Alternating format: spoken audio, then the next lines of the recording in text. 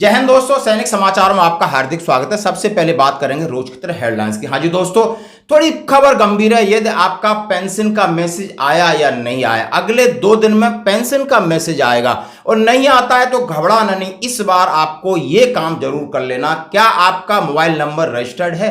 क्या आपको स्पर्श पीपीओ नंबर के साथ पेंशन आईडी और पासवर्ड मिला है? इन काम के ऊपर मैं बात करूंगा। और दूसरी बात, लेफ्टिनेंट जनरल साहब की एक्स मैन के लिए जबरदस्त पहल और सैल्यूट। बोला कोई भी समस्या सबको बिठा के वहां सबकी ग्रेवियंस रजिस्टर्ड कराई और ये एक प्रोजेक्ट समाधान के तहत ये पूरे देश में जरूर आपके सामने आएगा, लागू होगा। और अपना पैसा कैसे करें वापस, नई एडवाइजरी एमओडी से। दोस्तों खबरें करते विश्वास है। सबसे पहले एक खबर है जो हम सब के लिए जरूरी है। हर कोई पेंशनर्स जान रहा है कि हम इस पर्स में माइग्रेट हो गए और हमारी पे पेंशन या जो हमारी चीज आ रही नहीं। आप माइग्रेट के बाद जो आपकी जिम्मेदारी है वो आपने समझना है। सबसे पहले तो आपका पेंशन का मैसेज कल या परसों के बीच में जरूर आएगा। अर्ली मैसेज कि आपकी पेंशन कितनी आपके खाते में कब क्रेडिट होगी।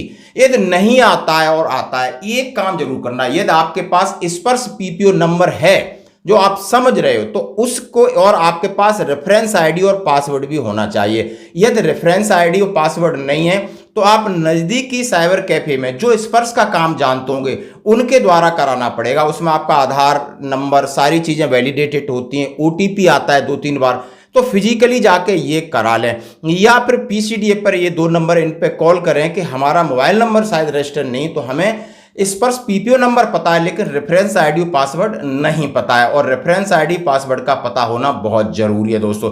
यदि आपको ये पता नहीं है, यदि पता होगा तो आप सीधा आप अपनी पेंशन स्लिप निकाल सकते हो। आप फॉर्म 60 निकाल सकते हो। पेंशन स्लिप में आपकी बेसिक पेंशन कितनी है आपको पता चल जाएगा। डीआर बढ़ा हुआ मिल रहा है नहीं, डिसेबिलिटी पेंशन मिल रही है नहीं, या डिसेबिलिटी पेंशन पे डीआर आपका लग रहा है नहीं, यानी सारी चीजें आपके सिर्फ इस मोबाइल पे आप आराम से चेक कर सकते हो। लेकिन चाहिए क्या? रेफरेंस आईडी और पासवर्ड। स्पर्श पीपीओ नंबर तो मिल गया लेकिन मिलेगा कहां से? या तो आप पीसीडीए बात करें, नहीं किसी साइबर कैफे पे करें। बहुत सारे लड़के इस पे काम कर रहे हैं, मेरे पास भी काम कर रहे हैं। दूर है, मैं चाह रहा हूं आपके पास नजदीक है, क्योंकि उसमें बहुत सारा आपको ओटीपी और पासवर्ड आता है। लगातार उनके साथ टच में रहोगे तो आपको ये भी भय रहेगा कि मेरा कोई पर्सनल डाटा इधर उधर तो नहीं जा रहा है। इसलिए आपकी सावधानी के लिए जरूरी है दोस्तों। बढ़ते हैं अगली खबर की तरफ। जैसा कि मैं आपके सामने एक जबरदस्त वीडियो दे रहा हूं और ये लेफ्टिनेंट जनरल साहब हैं। जो थी उससे ज्यादा लोग आए हैं, फैमिलीज आए हैं, और जैसे आपने देखा होगा काफी लोगों ने अपने प्रॉब्लम्स, ग्रीवेंसेस रजिस्टर किए हैं और इन्हें हम एड्रेस करेंगे। उदाहरण के तौर पे पिछले साल जितने भी ग्रीवेंस आए थे वो अभी 100% सॉल्व हो गए। केवल एक बाकी था, वो भी अभी डॉक्यूमेंटेशन के कारण जो फंसा हुआ था, दैट इज ऑल्सो कंप्लीट। और सिलीगुड़ी में उन्होंने जो पहल किया है, क्या पहल किया है कि जितने इलाके के सभी एक्सर्विसमैन हैं उनको रैली करना एक्स और प्रोजेक्ट समाधान के तहत। और उन्होंने कहा है कि जितनी ग्रेवियंसेस हैं, और ग्रेवियंसेस कैसी, उन्होंने बताया कि क्या आपकी पेंशन ठीक आ रही है, क्या आपकी पेंशन कम आ रही है, क्या आपके हस्बैंड की डेथ हो गई तो वीर नारी की पेंशन सही आ रही है, क्या आपके पीपीओ जो आप स्पर्श में माइग्रेट हो गए उसके साथ आपके बच्चों का नाम सही है, उनकी स्पेलिंग सही है, उनके आधार कार्ड नंबर वगैरह सही है, उनकी डेट ऑफ बर्थ सही है, नेम ऑफ स्पॉस सही है। तो बिल्कुल जनरल साहब कह रहे नहीं, ये हमारी एक सुखद पहल है और हमने यहाँ से पीसीडीओ को जोड़ा है, पीओआर को जोड़ा है, रिकॉर्ड को जोड़ा है। आप समझ सकते हो अलग अलग प्रकार के पेंशन है, लेकिन फिर भी हमने यहाँ रजिस्टर रखा है। एक सेल खोलिए और वहां पर जाकर के हम फौजी चैनल के द्वारा इनको भेजते हैं। और जैसा कि उन्होंने कहा है कि कितनी पिछले साल 1000 से ज्यादा ग्रेवेंस थी, सिर्फ एक ग्रेवेंस फंसी हुई है और हमने पूरी क्लियर कर दी और सबको इन्फॉर्म कर दिया। यदि ऐसा हो जाए, क्यों ये बहुत जरूरी है। जब से हम स्पर्श में माइग्रेट हुए हैं हमारा दोबारा डॉक्यूमेंटेशन एक प्रकार का हो गया, मनमानी से गलत उसमें उन्होंने कंप्यूटर पर चढ़ा दिया है। अब वो चढ़ा तो दिया, वो उन्होंने गलती कर दी, लेकिन सुधारने की जिम्मेदारी अब हमारी है। हमें रिकॉर्ड में जाना है, सोल्जर बोर्ड में जाना है, पीसीडीए के चक्कर काटने। तो ये सारी समस्याएं एक भूतपूर्व सैनिक के लिए बहुत मुश्किल है दोस्तों।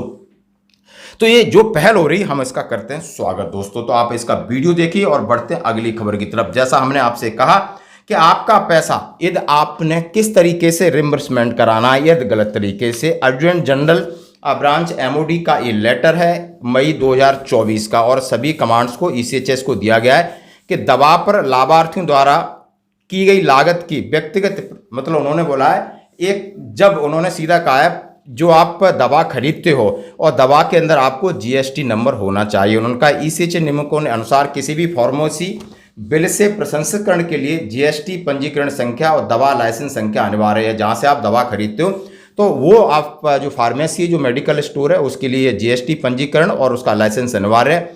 सीओ ईसीएचएस को ये प्रतिवेदन मिल रहा है कि 40 लाख रुपए प्रति उन नंबर से कम टर्नओवर वाले मेडिकल स्टोर केमिस्ट बिलों की जीएसटी पंजीकरण की आवश्यकता नहीं है। इस प्रकार पंजीकरण संख्या के अभाव में बहुत सारे बिलों को अस्वीकार रिजेक्ट कर दिया गया है।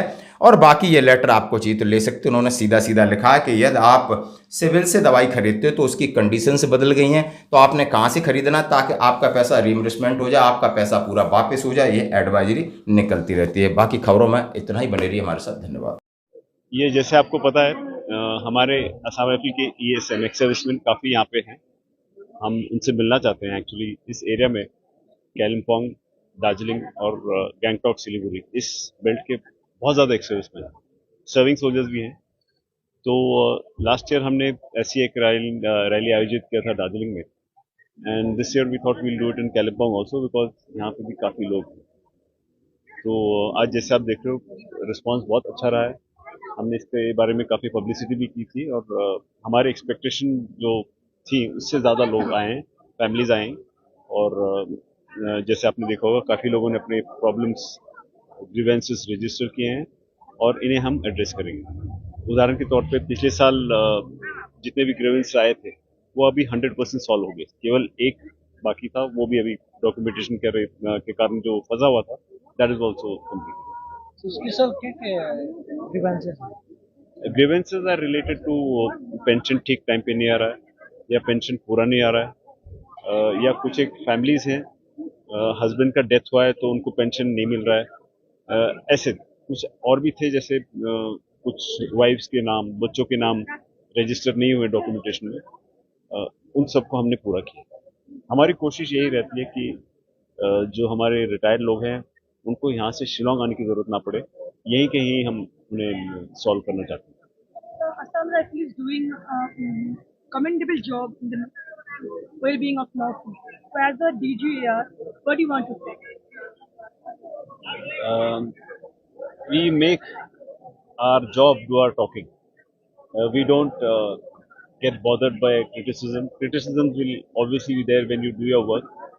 So we just look ahead, march ahead, and we continue to hold the name of this 190-year-old force, which is so closely attached to North. Thank you, sir.